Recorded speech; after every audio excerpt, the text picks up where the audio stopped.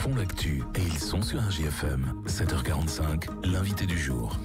À Domérat, hier soir, il y avait les vœux communs de la préfète de l'Allier et du président du conseil départemental de l'Allier. C'était une première dans le département et on va en reparler ce matin avec madame le préfet du département, Pascal Trimbach. Bonjour. Bonjour. Et merci d'avoir répondu à notre invitation, d'être en direct avec nous ce matin ici dans nos locaux Montluçonnais. C'était un beau message finalement d'union que de dire on peut faire des choses en commun avec le président du conseil départemental hier soir. Tout à fait, comme vous l'avez souligné, c'est une première dans le département, mais ça se produit déjà dans d'autres départements en France. Et nous voulions vraiment donner cette image d'unité, puisque au quotidien, nous travaillons d'ores et déjà ensemble pour des projets au profit des Bourbonnais. Et il était normal, finalement. Ça s'est imposé à nous de faire ces vœux ensemble. C'était la prolongation de ce qui se fait pendant toute l'année. Ce qui n'est pas forcément connu de tous les Bourbonnais finalement, mais voilà, on peut travailler de concert malgré parfois des divergences de points de vue. Oui, en fait, nous travaillons toujours ensemble avec les élus. Il peut y avoir des différences, certes, mais tout le monde travaille pour le territoire. Et là, nous étions face à plusieurs centaines de représentants des forces vives qui étaient heureux de voir qu'il y a cette convergence des énergies pour faire émerger les projets avec les communes, avec les établissements publics de coopération intercommunale. Les partenaires naturels, c'est l'État et le conseil départemental. Bien sûr, message d'union dans une période, on le sait, où on voit plus la division finalement. C'était aussi ça le message, c'était de dire on est dans une période compliquée, mais regardez, on est capable de faire de belles choses ensemble. Exactement, c'était ça le message. Et il était visuel puisque nous étions l'un à côté de l'autre. Et puis il avait pour objectif de mettre en avant l'excellence dans le département à travers un jeune qui a été reconnu au WorldSkills, c'est-à-dire les JO des métiers, et puis des jeunes artisans. Oui, bien sûr, qui était mis en avant. Il y avait notamment une guitare fabriquée à Villebray, guitare colorée. Et puis vous aviez travaillé la forme un petit peu aussi, qui ressemblait pas à ce qu'on peut voir traditionnellement de cérémonie des vœux, où voilà, on passe derrière le pupitre et ça se finit comme ça. Là, vous étiez au milieu de la salle pour décrire à nos auditeurs. Ça, c'était voulu aussi. C'était voulu aussi. C'était être deux acteurs parmi les autres acteurs du territoire. Et cette déambulation au milieu de tous permettait à chacun de montrer ce qu'il faisait pour le territoire. Et de passer un message positif pour l'avenir, puisque va s'ouvrir dans quelques jours une nouvelle année. C'était ça aussi le but. Oui, et de présenter nos vœux, de dire qu'il y a beaucoup à faire et que nous devons tous être engagés en 2025 plus que jamais. Alors justement, cette année 2025, elle sera encore marquée, on l'imagine, par le dossier majeur que vous traitez depuis déjà quelques temps, le projet Imerys. Quel va être le calendrier là à cette date et pour les mois qui viennent, puisque j'imagine que ça va bien vous occuper encore l'année prochaine. Déjà, il faut dire qu'en 2024, beaucoup de choses ont été ont été achevées aussi. La reconnaissance de ce projet comme projet d'intérêt national majeur, comme projet d'envergure nationale et européenne, et puis surtout il y a eu le débat public qui a permis de faire avancer ce projet et parfois de l'aménager, de le rendre encore plus compatible avec les normes et ça permettra encore d'avoir un projet plus finalisé. 2025, c'est le dépôt du permis de construire pour les usines pilotes et donc ce sera une étape décisive. C'est évidemment quelque chose que vous allez suivre au quotidien quasiment, parce qu'il faut se rendre compte du travail quotidien quasiment derrière ce dossier majeur. Il y a énormément de procédures qui sont aussi garantes de la parfaite réalisation à la fois au niveau économique, au niveau environnemental. Nous sommes attentifs à tous les aspects. Et en 2025, nous aurons franchi une belle étape, sachant aussi que nous préparons la suite. Et il y a des groupes de travail qui se penchent sur les aspects formation, logement, pour toutes les personnes qui viendront s'installer dans l'Allier pour faire travailler à la fois dans l'extraction et dans la conversion. Oui, parce que ça c'est plus du moyen terme, mais il faut l'anticiper dès maintenant en fait. Exactement, il faut former, il faut avoir les personnes compétentes pour travailler sur cet enjeu fondamental. On n'a pas ouvert de mine en France depuis des décennies. L'Allier est précurseur. Bien sûr, ça c'est un message également important à signaler. Est-ce que vous avez des infos sur l'étude sur la ligne Montluçon-Gannat qui est en cours, puisqu'on sait que c'est un des aspects pivots de ce projet-là?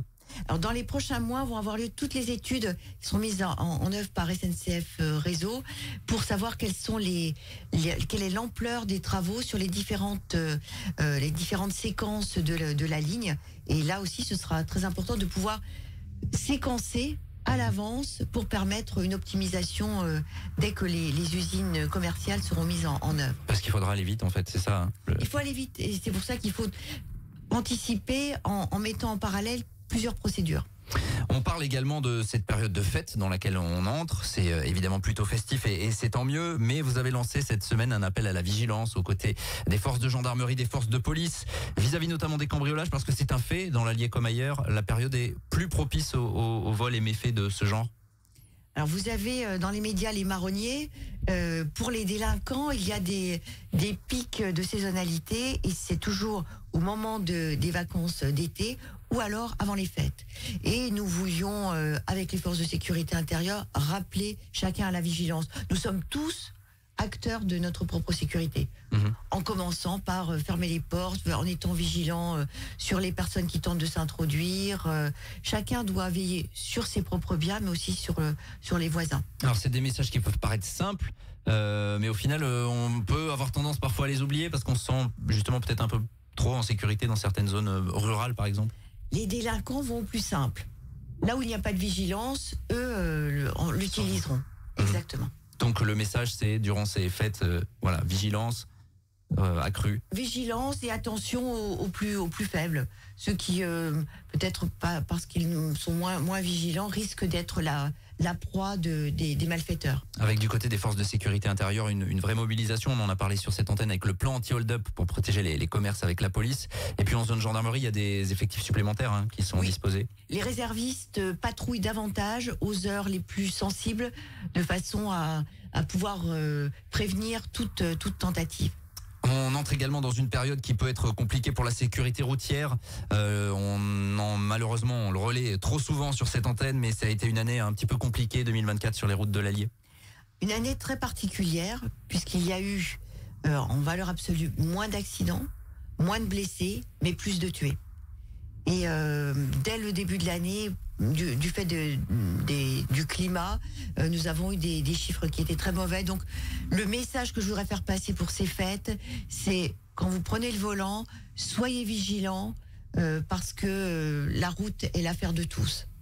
Message important, il y aura évidemment comme chaque année des contrôles qui seront effectués, les forces de sécurité vont être présentes. Bien sûr.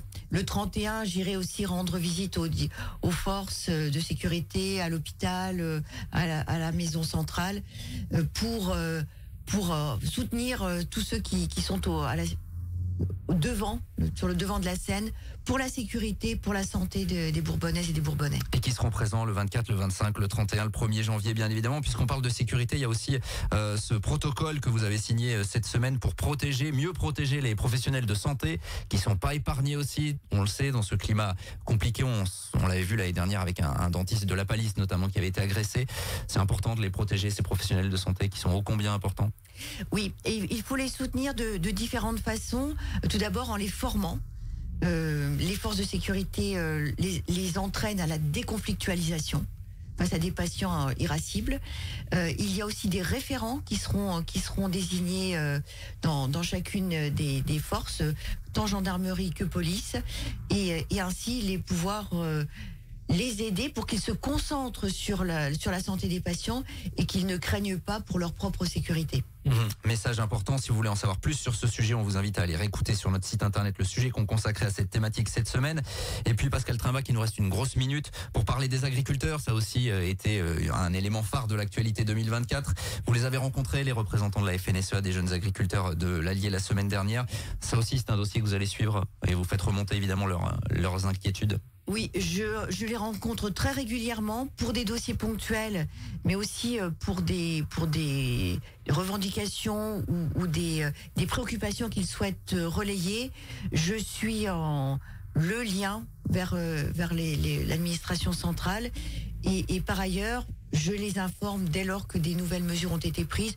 Nous les aidons, nous sommes à leur côté sur les épisodies, FCO, MHE.